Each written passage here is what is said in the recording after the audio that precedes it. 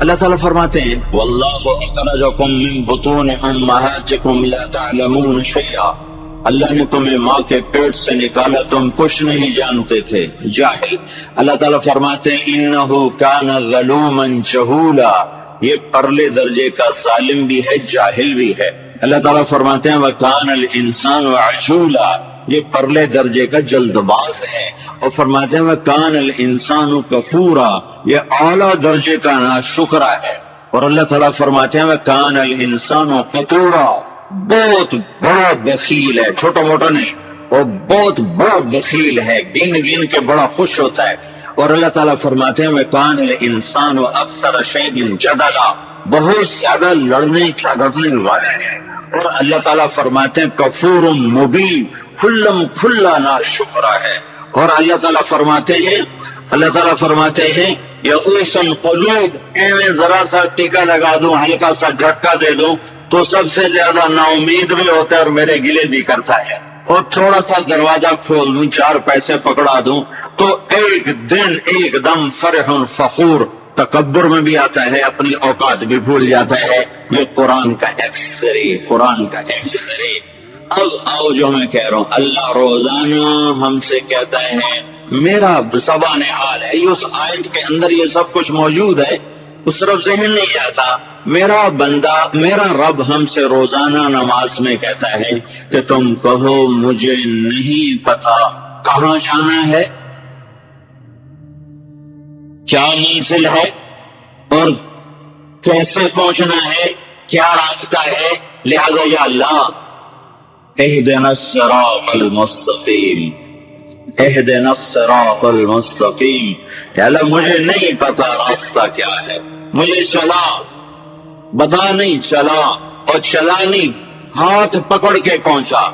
قرآن میں یہ 2 طرح ہے۔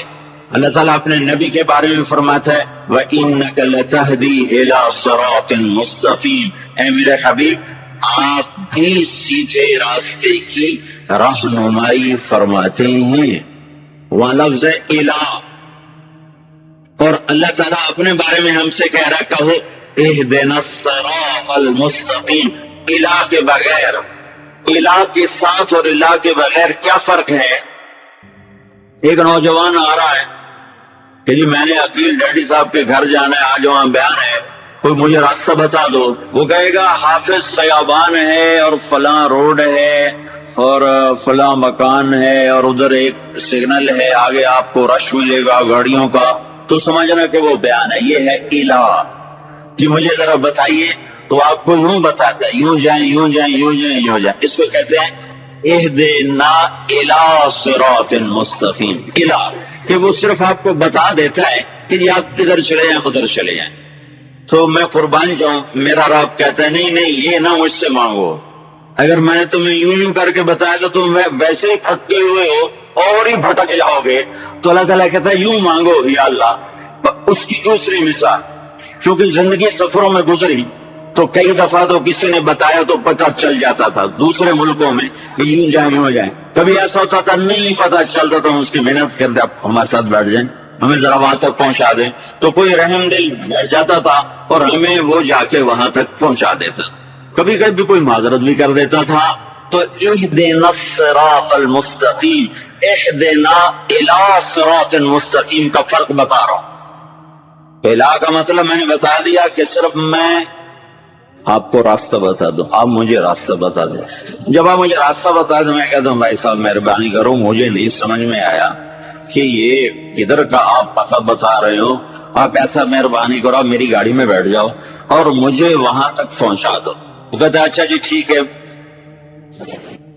ساتھ بیٹھتا ہوں۔ وہ اب گاڑی میں بیٹھتا ہے اور چلاتے چلاتے چلاتے چلاتے چلاتے یہاں دروازے تک اتارتا ہے۔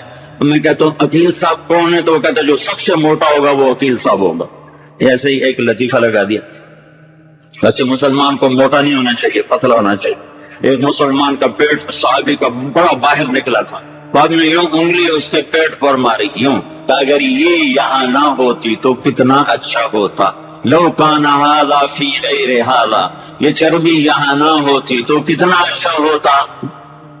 کہ کئی آدمی ہیں جن کا پیٹ دائیں جاتا ہے وہ بائیں جاتے ہیں، وہ دائیں جاتے ہیں پیٹ بائیں جاتا ہے، وہ ہنستے ہیں تو منہ سے نہیں ہنستے، پیٹ سے ہنستے، ایسا ان کا پیٹ ہنسا ہوتا ہے۔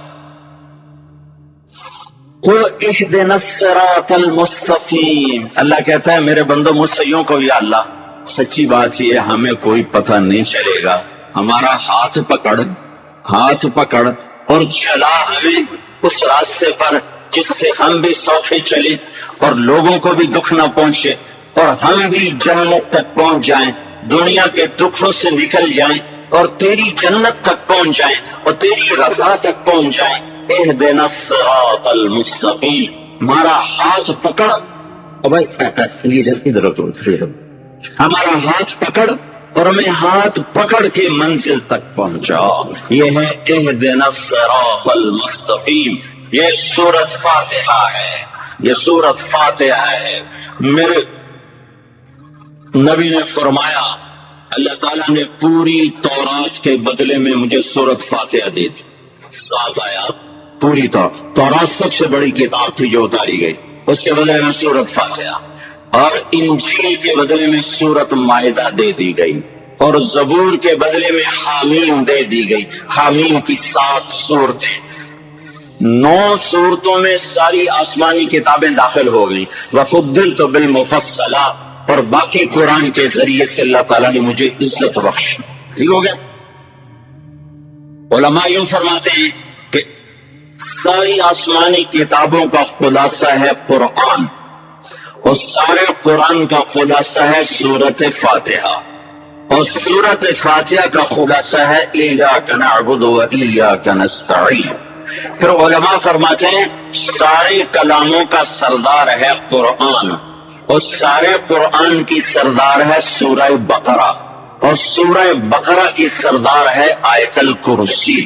تو آیت الکرسی سارے کائنات کے کلاموں کی سردار ہے، کہ اس میں صرف اللہ ہی بول رہا ہے اور اللہ اپنا ہی تعارف کرا رہا ہے اور کسی چیز کا تعارف نہیں کرا رہا۔ اللہ ایک بات کہیں، خدا نہ کہا کرو، اللہ کہا کرو، اللہ کہو، اللہ اب کہو خدا، کتنا پھیکا سا لفظ ہے خدا، اور کتنا بہتر لفظ ہے اللہ۔ خدا فارسی کا لفظ ہے، اللہ کا ترجمان نہیں۔ میں یہ نہیں کہتا ہوں کہ غلط ہے، وہ نہیں کہتا ہوں، ورنہ کتنے فتوے لگ جائیں گے میرے اوپر۔ صحیح ہے، ٹھیک ہے، جا کے سننا، کوئی عالم بیٹا ہو تو جا کے سنے، ٹھیک ہے کہنا، ٹھیک ہے۔ اور کہہ رہا ہوں اللہ کا پورا ترجمہ نہیں ہے۔ مجھے علم تو آتا نہیں، عربی سے عشق کیا میں نے، اور عربی سے میں نے دل لگایا، تو میں اللہ کے فضل سے پوری بصیرت سے کہہ رہا ہوں خدا اللہ کا ترجمہ نہیں ہے، گاڈ اللہ کا ترجمہ نہیں ہے، بھگوان اللہ کا ترجمہ نہیں ہے، ایشور اللہ کا ترجمہ نہیں ہے، اور دیوتا اللہ کا ترجمہ نہیں ہے، یسا اللہ کا ترجمہ نہیں ہے۔ اللہ صرف اللہ ہی سے ادا ہوتا ہے، اللہ صرف اللہ ہی سے ادا ہوتا ہے۔ اللہ کہا کرو، خدا نہ کہا کرو۔ ناجائز استعمال نہیں کہہ رہا ہوں، یہ کہہ رہا ہوں کہ جب تم اللہ کہتے ہو تو کائنات کا سب سے میٹھا نام اللہ ہے، سب سے زیادہ جلووں سے بھرا ہوا نام اللہ ہے۔ اللہ لا الہ الا هو الحی القیوم لا تأخذه سنة ولا نوم له ما في السماوات وما في الأرض من ذا الذي يشفع عنده إلا بإذنه يعلم ما بين أيديهم وما خلفهم ولا يحيطون بشيء من علمه إلا بما شاء وسع كرسيه السماوات والأرض ولا يؤوده حفظهما وهو العلي العظيم۔ اللہ اس آیت میں 17 دفعہ لفظ اللہ آیا ہے، 17 دفعہ۔ ہماری جماعت ایڈمیرا گئی تو نماز پڑھنے والے نوجوان امام نے سلام پھیرا تو کچھ لڑکیاں قریب آ گئی۔ لڑکی نے پوچھا تم انگریزی جانتے ہو؟ تو انہوں نے کہا ہاں میں جانتا ہوں۔ تو لڑکیاں کہنے لگی یہ کیا ہے؟ یہ واقعہ مجھے اشفاق احمد نے سنایا جو ڈرامہ نویس ہے۔ اس نے کہا میں اور میری بیوی بھی وہاں بیٹھے ہوئے تھے۔ میں نے کہا آؤ ہم دیکھتے ہیں کہ یہ لڑکیاں اس سے کیا کہتی ہے۔ وہ انگریزی میں امام سے کہنے لگی یہ تم نے کیا کیا ہے؟ تو اس نوجوان امام نے کہنے لگا ہم نے عبادت کی ہے۔ تو اس لڑکی نے کہا آج تو اتوار نہیں ہے۔ تو امام نے کہا یہ ہم دن میں 5 مرتبہ کرتے ہیں۔ لڑکی کہنے لگی یہ تو بہت زیادہ ہے۔ لڑکے نے اس پر واضح کیا اللہ تعالیٰ کے احسانات کو سامنے رکھا جائے تو یہ بہت تھوڑا ہے، اور یہی وہ عمل ہے جو سکون کی بہار لاتا ہے۔ یہ تو مشقت نہیں، یہ تو راحت ہے۔ پھر لڑکی نے ہاتھ بڑھایا جانے کے لیے، تو اس نوجوان نے کہا میں معافی چاہتا ہوں کہ میں یہ ہاتھ آپ کو نہیں لگا سکتا۔ اس نے کہا کیوں؟ تو امام نے کہا یہ میری بیوی کی امانت ہے۔ تو وہ لڑکی کھڑی کھڑی گر گئی، اس کی چیخ نکلی اور وہ رونے لگی کہ کتنی خوش قسمت ہے وہ بیوی جس کو ایسا خاوند ملا۔ کاش یورپ کے مرد بھی ایسے ہوتے۔ اور وہ سسکیاں لیتے ہوئی وہاں سے چلی گئی۔ اشفاق احمد اپنی بیوی سے کہنے لگے بانو آج وہ تبلیغ ہوئی جو لاکھوں کتابوں سے بھی نہیں ہو سکتی۔ آج اس نے ایک عمل سے کر کے دکھا دی۔ آج یہ نعرہ خوب لگتا ہے کہ آبادی بڑھ رہی ہے۔ مت آبادی بڑھاؤ، میں مدرسہ چلاتا ہوں، مجھے پتا ہے میرے مدرسے میں 300 لڑکوں کی گنجائش ہے۔ اس کے بعد ہم کہتے ہیں کہ ہمارے یہاں داخلہ بند ہے۔ ہم انسان ہو کر بھی گنجائش کو جانتے ہیں اور تنگی کو جانتے ہیں کہ اللہ رب ہو کر نہیں جانتا کہ مجھے پاکستان میں کتنے پیدا کرنے ہیں۔ اس کا علم اتنا گھٹ گیا کیا اس کے خزانے کم ہو گئے؟ اگر 2 بچے ہیں، ایک مر گیا تو کیا کرو گے؟ میرا ایک دوست میرے ساتھ گورنمنٹ کالج میں پڑھتا تھا، کرنگو ہم اس کو کہا کرتے تھے۔ ایک زبردست آدمی تھا، مری سے دوڑتا تو اسلام آباد تک پیدل چلا جاتا تھا۔ مری سے اسلام آباد 45 کلومیٹر کا سفر ہے۔ بریگیڈیئر کا بیٹا تھا، اس کی ماں بھی بڑے اونچے خاندان کی تھی۔ وہ شراب میں آوارگی میں پڑ گیا، گوروں سے اس کی دوستیاں ہو گئی۔ اسلام آباد میں رہتا تھا، بڑے بڑے عجیب کام شروع کر دیے تھے۔ ہماری جماعت اسلام آباد آ گئی۔ ایک آدمی مجھ سے کہنے لگا آپ کا کوئی دوست ہے، اس نے یہاں بڑا گند پھیلایا ہوا ہے، آپ سے ان کو ملنا ہے۔ مجھے اس کا نام بھول گیا تھا۔ ملاقات کا وقت طے ہوا، اللہ تعالیٰ کے حکم سے اجتماع میں بارش ہو گئی، ملاقات نہ ہو سکی۔ اجتماع میں خشک جگہ تلاش کرتے کرتے میں ایک جگہ سنتیں پڑھنے لگ گیا۔ جب میں نے سلام پھیرا تو اسے ایک جگہ بیٹھے دیکھا۔ ایک دم مجھے خیال آیا کہ یہی مصطفیٰ ہے۔ اس نے مجھے غور سے دیکھا، میں نے اسے غور سے دیکھا، لیکن نہ اس نے پہچانا نہ میں نے پہچانا۔ میں شرم کے مارے اس سے پوچھ نہ سکا۔ اس کا حلیہ بھی کافی حد تک بدلا ہوا تھا، سونے کے بوندے اس کے کانوں میں پہنے ہوئے تھے، عجیب سا لباس پہنا ہوا تھا۔ جب نماز ختم ہو گئی تو میں نے ایک ساتھی سے کہا یہ نوجوان جو بیٹھا ہوا ہے اس سے پوچھو تمہارا نام مصطفیٰ ہے؟ اگر یہ کہے کہ اس کا نام مصطفیٰ ہے تو کہنا کہ تمہیں طارق جمیل بلا رہا ہے۔ تو وہ اس کے پاس گیا، پھر مصطفیٰ بھاگ کر میرے پاس آیا، پھر مجھ سے کہنے لگا میں نے سنا ہے کہ تو تبلیغ میں بڑا بگ شاٹ بن گیا ہے۔ میں نے کہا میں تو کچھ بھی نہیں ہوں۔ کہنے لگا میں نے تو تیرے بارے میں بہت کچھ سنا ہے، یہ ہماری پہلی ملاقات تھی، پھر ہم اس سے ملتے رہے۔ آخر اس نے ایک چلہ لگایا۔ چلہ لگانے کے بعد سارے گناہ چھوڑ دیے، آوارگی، بدکاری، شراب بھی چھوڑ دی۔ پھر دوبارہ گوروں سے دوستی ہوئی تو شراب شروع کر دی، مگر زنا کے قریب نہ گیا، جوئے کے قریب نہ گیا۔ ایک دن اس سے ملاقات ہوئی، میں نے کہا احمد مصطفیٰ یہ بھی چھوڑ دو۔